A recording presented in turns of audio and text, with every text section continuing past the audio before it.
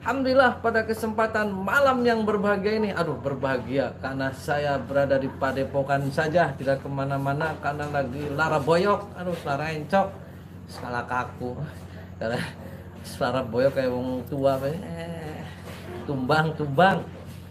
Jadi saya pada malam hari ini berbahagia karena kemana-mana tidur tidur sore. Mudah-mudahan saya ucapkan sekali lagi selamat Hari Raya Idul Adha.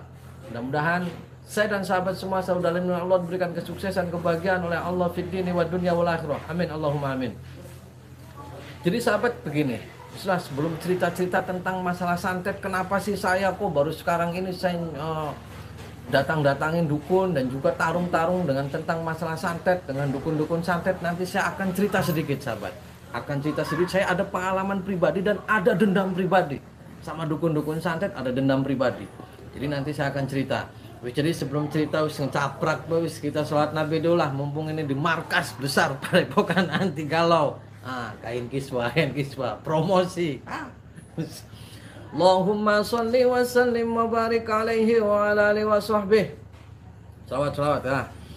Allahumma sholli ala Muhammad ya Rabbi sholli alaihi wa sallim. Allahumma sholli ala Muhammad ya Rabbi sholli alaihi wa sallim. Rabbi fanfa'na bibarakatihim wahdinal husna bihurmatihim. Rabbi fanfa'na bibarakatihim wahdinal husna bihurmatihim. Allahumma sholli ala Muhammad ya Rabbi sholli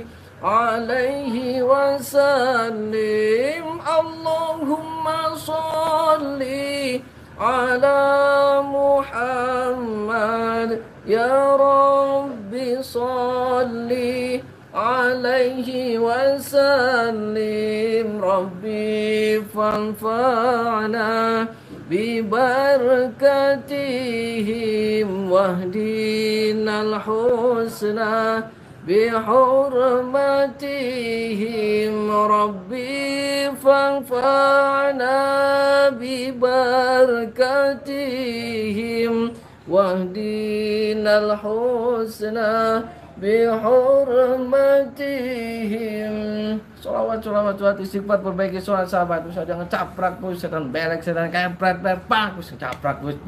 Aduh, serak selara boyok kayak wong tua bilang dulu. Sahabat, salam semua buat sahabat-sahabat sok beker sahabat sakrep.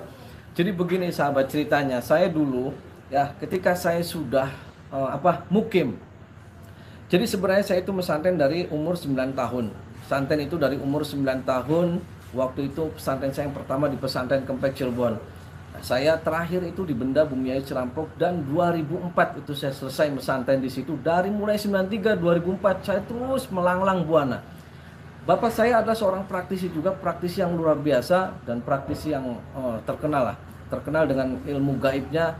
Bahkan abah saya, ayah saya juga adalah dulu pernah berguru di Abuya Bustomi Banten. Kenapa saya namanya Ujang Bustomi? Karena nama Bustomi itu adalah tafaulan di Abuya Bustomi Banten Cisantri. Jadi itulah sahabat, kenapa namanya Bustomi ya? Bustomi. Jadi abah saya itu adalah seorang praktisi, murid kesayangan daripada Abuya Bustomi Banten. Jadi saya pernah nanya ke abah saya, apa sih namanya Bustomi? Tafaulan, tabarukan katanya. Oh, mudah-mudahan saya berkah, saya mudah-mudahan keturunan ilmunya, keturunan solehnya, para guru-guru dan para masyayikh saya, amin. Jadi begini, ketika saya di pesantren, abah saya itu seorang praktisi yang terkenal lah di Cirebon. Namanya itu Kiai Haji Lukman Hakim atau biasa dipanggil Haji Amak. Beliau adalah orang yang santun, bahkan kalau pagi juga sering nyunatin. Jadi beliau itu pindah hijrah ke Sinarancang itu adalah uzlah dari Luwung dan pindah ke Sinarancang. Dan di Sinarancang itu adalah babak alas di sini yang tadinya minim sekali ilmu agama, bahkan masjid pun kurang bagus. Ketika abah saya ke sini semuanya lebih baik. Nah, sampai di situ bahkan para dunia hitam, para praktisi ilmu hitam itu kebakaran jenggot lah intinya. Ketika abah saya di sini menata dari kehidupan yang tidak baik menjadi lebih baik.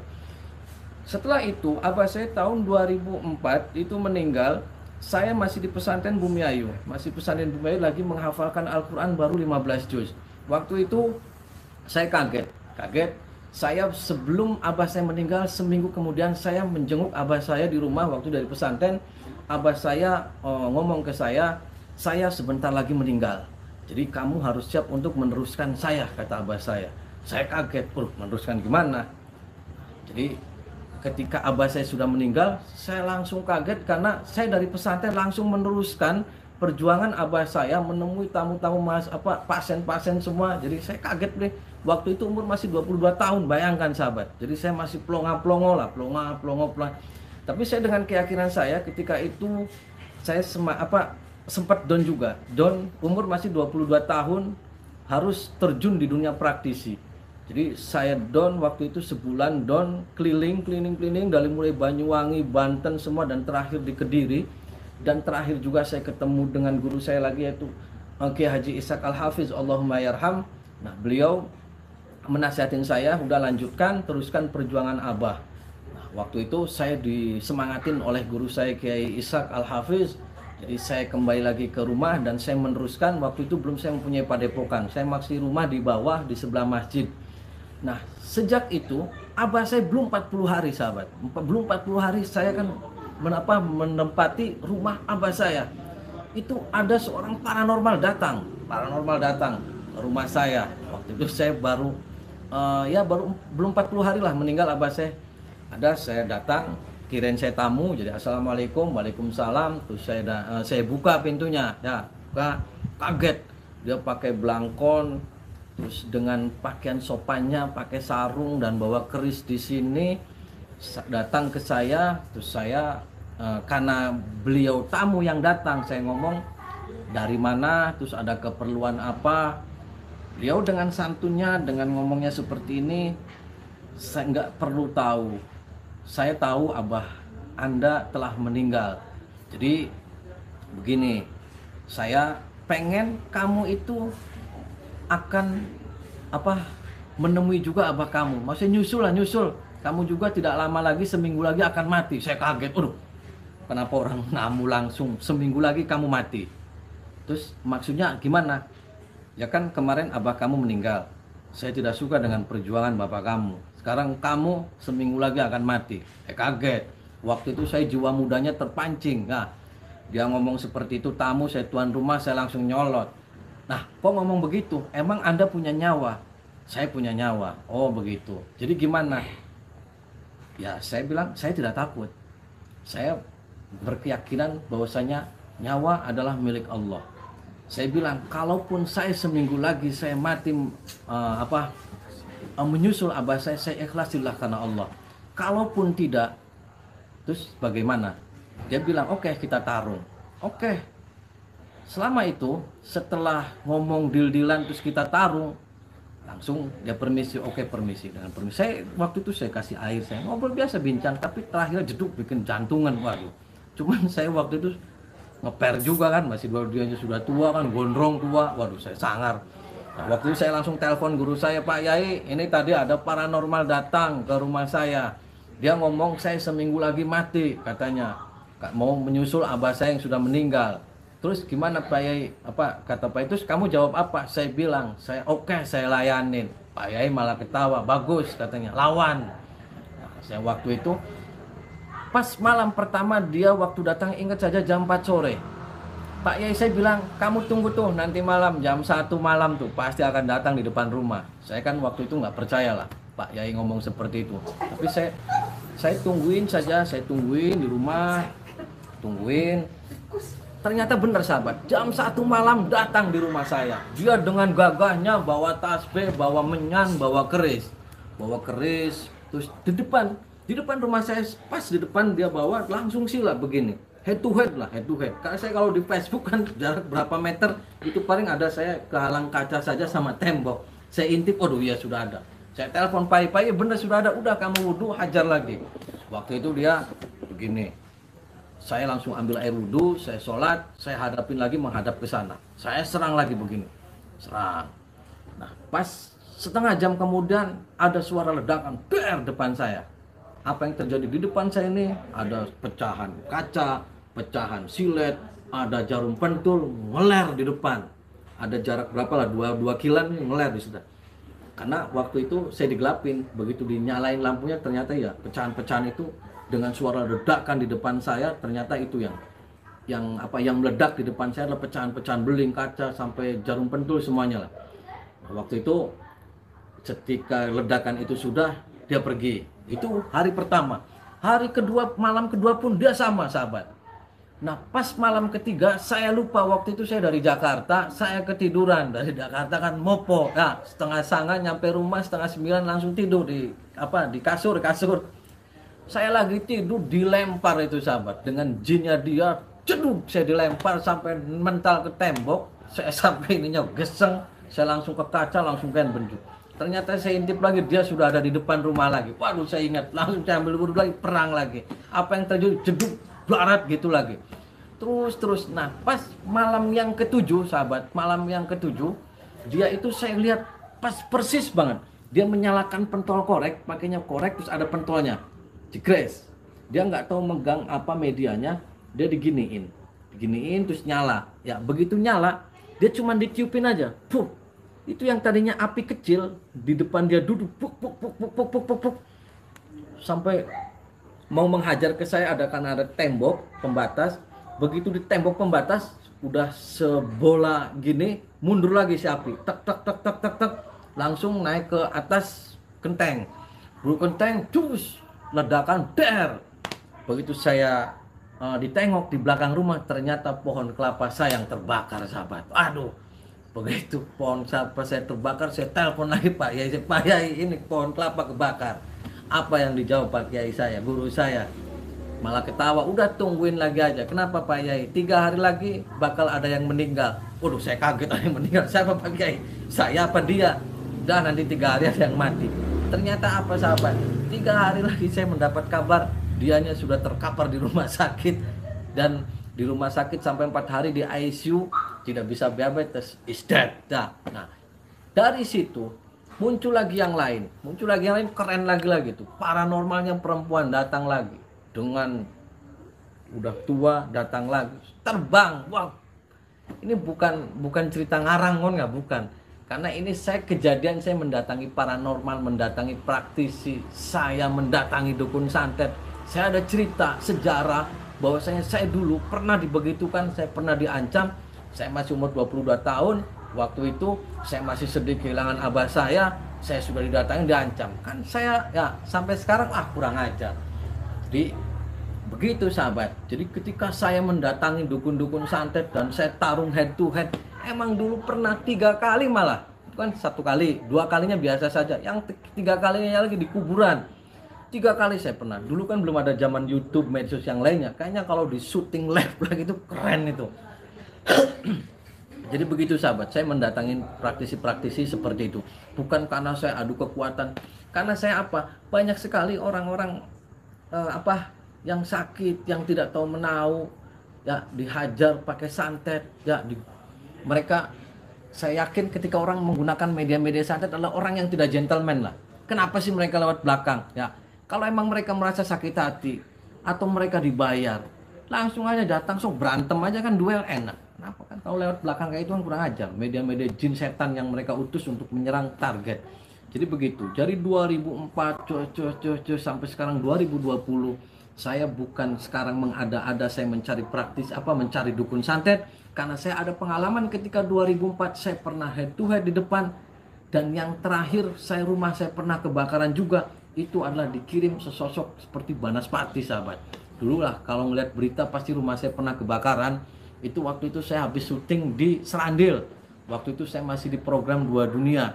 Saya mau syuting berangkat ke Pulau Mas, nyampe terminal ditelepon rumah kebakaran, saya pulang ke situ sudah rata sama tanah. Itu ya, ya kan saya itu dulu perangnya lebih sadis, lebih sadis. Rumah dibakar. Aduh, dukun dukun santet keparat itu. Ya, saya sedihnya gimana sampai saya nangis, sampai saya baju yang dipakai ini aja semua. Untung di rumah lagi tidak ada siapa-siapa, keluarga semua lagi tidak ada karena lagi berkabung, kakak saya lagi meninggal. Rumah wis lahap jeder. Secara logika 15 menit kebakaran harusnya ada asap pulang jeduk. Ya, tanya aja keluarga kan pada kaget semua itu pas malam Jumat Kliwon mana. Jadi itu cerita unek-unek bela, unek-unek ya, unek-unek sama dukun santet nih, unek-unek. Jadi dari dulu saya sudah begitu dan saya semua lagi target-target be. Jadi ada dendam pribadi, kenapa sih kok nyerang saya gitu? Kenapa sih rumah saya sampai dibakar? Kenapa sih sampai datang ke rumah saya mati seminggu? Kenapa? Kan saya cuma bantu orang-orang yang datang ke saya minta tolong sakit ini.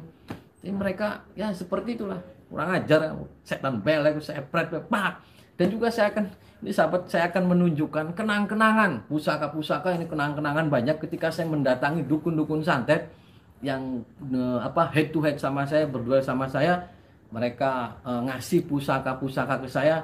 Nanti saya akan tunjukkan ke sahabat-sahabat, inilah pusaka-pusaka bukan hasil rampasan perang ya. Rampasan perang kan ini ketika saya datangin terus kalah, nih saya kasih pusaka, ini kasih pusaka jadi banyak.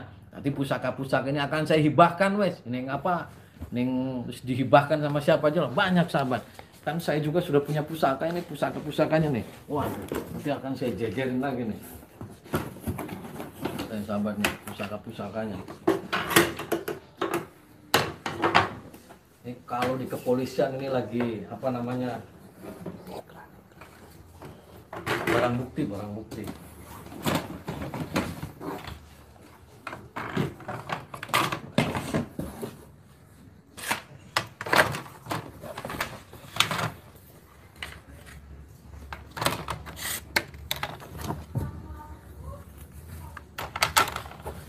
Ini, aduh, ini banyak sahabat. Ini tulisnya. Ini kalau saya kumpulin sekitar ya ada hampir 900 pusaka. 900 pusaka. Ini diantara dari praktisi-praktisi yang saya datangi dan dukun-dukun santet yang saya datangi. Dan ini sih sebenarnya bagus. Ini ada bagus, keren.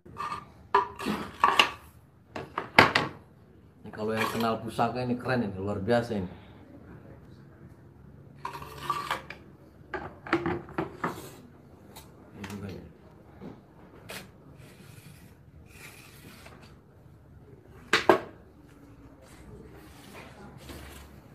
Jadi ini benda-benda pusaka ini nanti akan saya hibahkan, Kang mau saya hibahkan ya, hibahkan. Sebenarnya ini saling ada bagus ya. Begitu sahabat ceritanya. Lebih banyak ketika saya datangin praktisi dan apa ini saya masih banyak saya ambilin, kadang dikasih. Ya, nanti kalau ada yang mau nanti saya hibahkan lah. Nah, tapi ada syarat tertentu, syarat mutlak kon. Jadi begitu sahabat. Ya, jadi saya ketika sekarang saya mendatangi praktisi silaturahmi, kalau praktisi yang lempeng-lempeng saya ngobrol aja. Saya mendatangi dukun santet, terus tarung bukan saya karena gagah-gagahan adu ilmu, bukan karena saya kayak Power Ranger, bukan. Saya ada dendam pribadi dari awal, dan sampai sekarang pun mereka nggak kapok kon gua. Saya sampai sakit hatinya, rumah sampai dibakar mohon nggak, aduh. Skala aku sakit setan belek, setan engklek. Jadi ini ceritanya lagi curhat sahabat, curhat. Oke, saya minta doanya sama sahabat-sahabat semua. Doanya saya akan terus untuk amar ma'ruf nahi mungkar, dan terus untuk meluruskan yang bengkok-bengkok. Dan saya juga kalau ada praktisi yang mau diajak dialog untuk kita bagaimana, karena ilmu hikmah itu, praktisi itu ada ilmu semua dari Allah.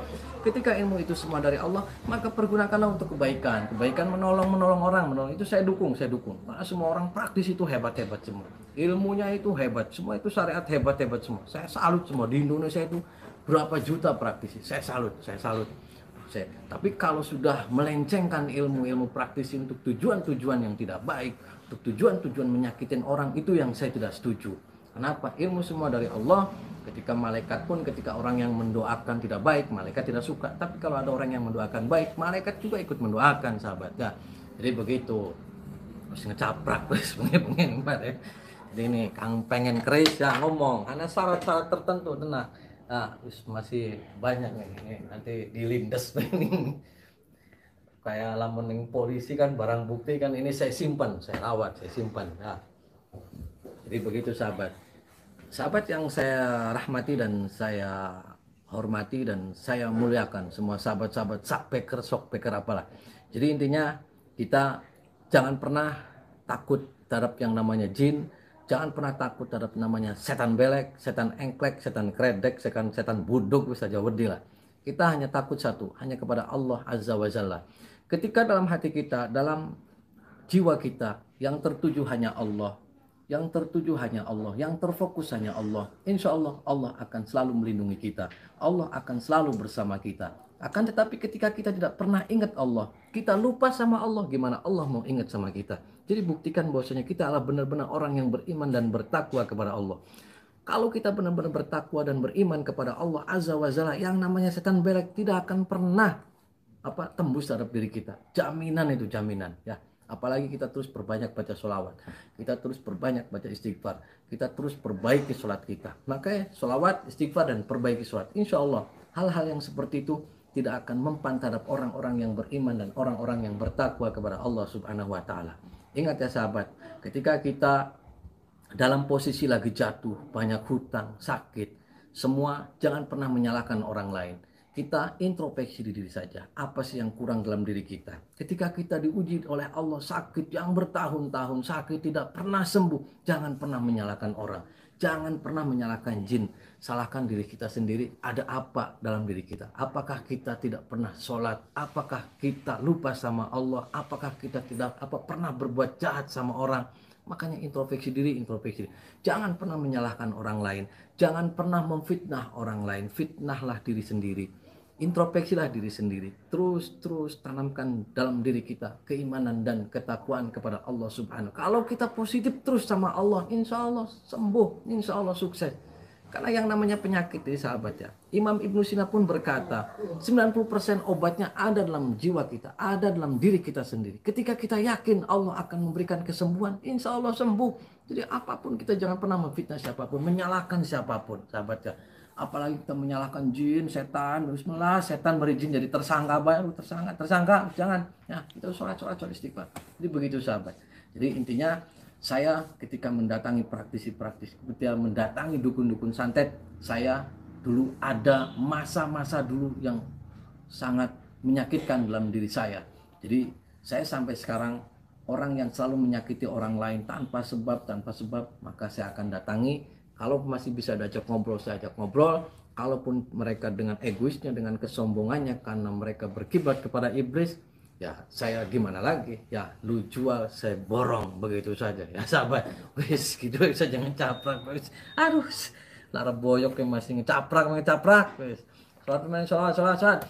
Allahumma sholli wa sallim wa barik alaihi wa ala alihi wa sahbihi. Allahumma sholli ala Muhammad ya Rabbi sholli alaihi wasallim. Allahumma sholli ala Muhammad ya Rabbi sholli alaihi wasallim. Rabbi fanfa'na bibarakatihim wahdinal husna bihurmatihim. Rabbi fanfa'na bibarakatihim wahdinal husna bihurmatihim.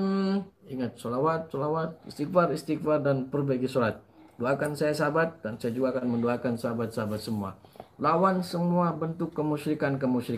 Karena yang membuat negara ini kacau, yang membuat dunia ini kacau adalah penyakit hati, penyakit iri, penyakit dengki. Maka mulailah dengan momen Idul Adha ini, kita masing-masing diri pribadi untuk introspeksi diri masing-masing. Jangan pernah menyalahkan orang lain. Jangan pernah mengejek orang lain. Jangan pernah dendam terhadap orang lain, jangan pernah ngajak-ngajak apa sih persaingan-persaingan, jangan. Ya, lempeng, jangan pernah ngeladenin wis aja ya. Jangan pernah ngeladenin. Nah, apalagi tentang agama wis nggak usah. Nah, wis fokus sholawat, istighfar wis. Terima kasih saya ucapkan jazakumullah khairan jasa kepada sahabat-sahabat subscriber semuanya. Subscriber. Aduh, sampai ketelak ngomong sopek. Ngerocos wis, nyocot ya kan. Mudah-mudahan saya dan sahabat semua selalu dalam lindungan Allah Subhanahu wa taala, selalu dilindungi sama Allah dan dijauhkan dari hal-hal yang bisa mencelakakan, entah itu santet, entah itu apapun. Jangan pernah takut santet, jangan pernah takut setan belek. Takutlah kepada Allah Subhanahu wa taala, Allah Azza wa Jalla. Allahu akbar. Allahumma shalli wa sallim wa barik alaihi wa ala alihi wa sahbihi. Wallahu al-muwaffiq ila aqwamit thoriq. Wassalamualaikum warahmatullahi wabarakatuh.